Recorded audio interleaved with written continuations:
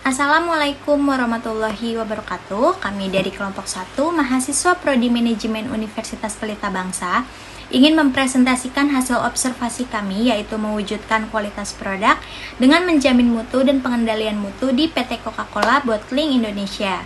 Sebelumnya perkenalkan, kelompok kami ini terdiri dari 4 anggota. Yang pertama ada Syafina Khadijah, yang kedua ada Syafani Hovifa, yang ketiga Tria Agustina Wulandari, dan yang terakhir saya sendiri yaitu Putri Sheila Rahmadia. Yuk teman-teman, langsung aja kita simak pembahasannya. Baik, materi yang pertama akan dibacakan oleh saya, Tria Agustina Wulandari. Di sini ada rumusan masalah. Yang pertama, ISO apa yang ada di PT Coca-Cola Bottling Indonesia dan bagaimana contoh penerapan dari ISO tersebut. Yang kedua, bagaimana jika ada pelaksanaan di lapangan yang tidak sesuai dengan SOP. Yang ketiga, apa saja fungsi ISO untuk perusahaan dan pelanggan. Yang keempat, apa saja kelebihan dan kelemahan dari ISO tersebut. ISO di PT Coca-Cola Bottling Indonesia. PT Coca-Cola Bottling Indonesia telah menerapkan sistem manajemen keselamatan dan kesehatan kerja yang memenuhi SNI ISO 45001 tahun 2018.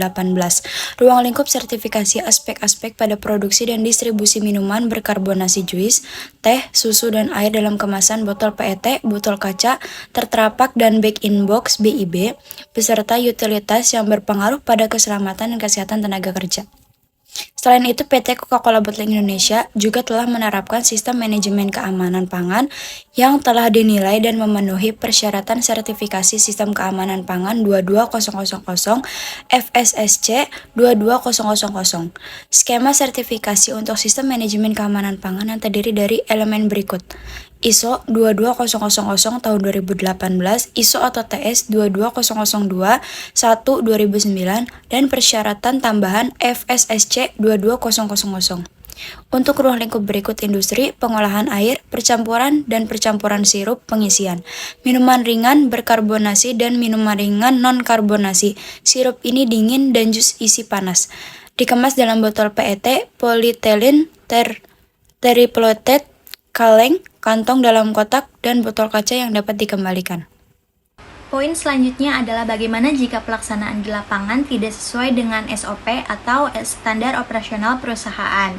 Nah, jadi jika terjadi sesuatu yang tidak sesuai dengan SOP di dalam pelaksanaannya di lapangan, maka akan dikenakan sanksi oleh perusahaan tersebut dan produk yang dihasilkan pun tidak akan sesuai dengan ISO yang ada pada perusahaan, yaitu keamanan pangan. Dan jika karyawannya pun tidak sesuai dengan ISO 45001 keselamatan dan kesehatan kerja, maka bekerja pun sangat tidak aman dan bisa saja terjadi kecelakaan di dalam bekerja.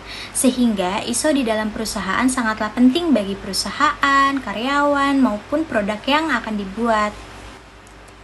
Selanjutnya ada contoh penerapan ISO di PT Coca-Cola Bottling Indonesia. Nah, contoh dari penerapan ISO 45001 tentang sistem manajemen dan keselamatan dan kesehatan kerja yang diterapkan di PT Coca-Cola Bottling Indonesia ini, yang pertama ada komitmen manajemen, yang kedua identifikasi bahaya dan penilaian resiko, ketiga ada prosedur terkait K3, empat pelaksanaan dan kompetensi, dan yang terakhir ada pemantauan dan evaluasi kinerja.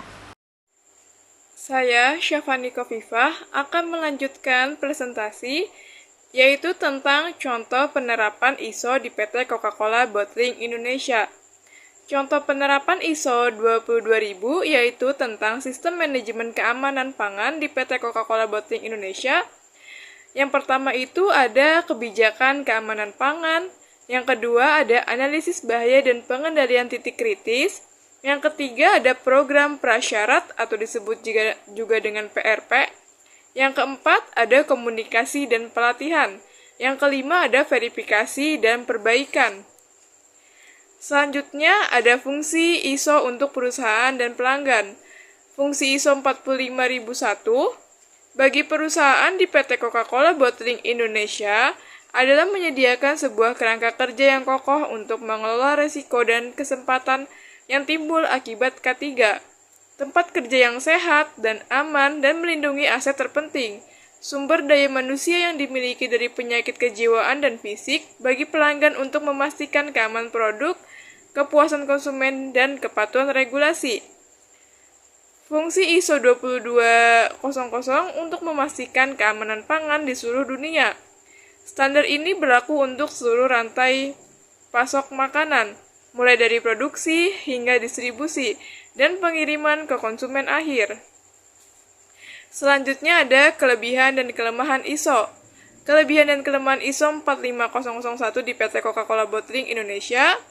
Yang pertama itu kelebihannya manajemen risiko K3 komprehensif, mengidentifikasi bahaya dan menilai risiko secara sistematis. Yang kedua itu ada peningkatan kinerja K3, pengurangan insiden, kecelakaan, dan penyakit akibat kerja.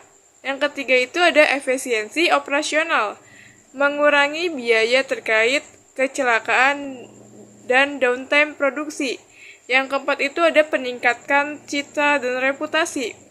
Kekurangan ISO ini, yang pertama itu ada biaya implementasi, yaitu investasi awal yang cukup besar untuk penerapan sistem manajemen. Yang kedua itu ada waktu dan sumber daya, yaitu membutuhkan waktu dan komitmen manajemen yang tinggi. Yang ketiga itu ada kompleksitas dokumentasi, yaitu banyaknya prosedur, instruksi kerja, dan rekaman yang harus dibuat.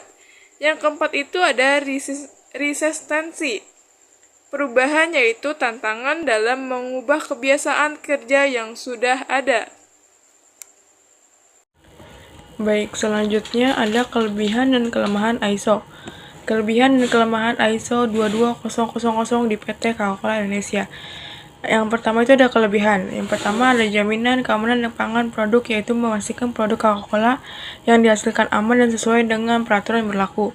Yang kedua, peningkatkan efisiensi operasional, yaitu mengoptimalkan proses produksi dan pengendalian produk sesuai. Yang ketiga, daya saing dan reputasi, yaitu meningkatkan citra perusahaan sebagai produsen pangan yang bertanggung jawab. Yang keempat, budaya keamanan pangan, yaitu menumbuhkan kesadaran dan komitmen karyawan terhadap keamanan pangan. Kekurangannya, yang pertama biaya implementasi dan sertifikasi, yaitu biaya sertifikasi dan audit berkala untuk mempertahankan sertifikasi. Yang kedua, kompleksitas dokumentasi, yaitu membutuhkan sumber daya dan upaya ekstra untuk menjaga konsistensi ke dokumentasi. Yang ketiga, resistensi perubahan, yaitu perubahan budaya dan pola pikir karyawan terkait keamanan pangan. Yang keempat, ketergantungan pada pemasok, yaitu memastikan keamanan pangan di seluruh rantai pasokan Coca-Cola. Selanjutnya ada kesimpulan. PT Coca-Cola Bottling Indonesia telah menerapkan sistem manajemen keselamatan dan kesehatan kerja memenuhi standar nasional Indonesia ISO 45001-2018.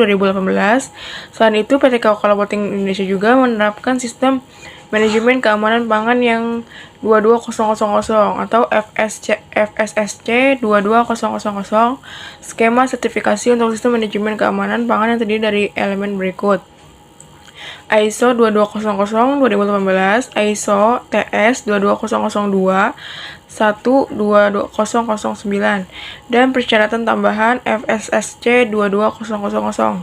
Fungsi ISO 45001 bagi perusahaan di PT Coca-Cola Bottling Indonesia adalah menyediakan sebuah kerangka kerja yang kokoh untuk mengelola risiko dan kesempatan yang timbul akibat K3. Tempat kerja yang sehat dan aman, dan melindungi aset terpenting, sumber daya manusia yang dimiliki dari penyakit, kejiwaan, dan fisik. Selanjutnya itu ada saran. Saran dari penelitian ini adalah perlu adanya pengawasan yang lebih signifikan dan berkelanjutan. Dengan menerapkan K3 dapat berlangsung secara efektif sehingga memberi keamanan serta kenyamanan bagi pekerja dan meningkatkan mutu dan produktivitas pekerja. Melakukan peningkatan terhadap evaluasi penerapan K3 secara berkelanjutan dan terdokumentasi. Sekian, terima kasih. Sekian presentasi dari kelompok kami. Semoga video kami bermanfaat bagi teman-teman semua. Wassalamualaikum warahmatullahi wabarakatuh.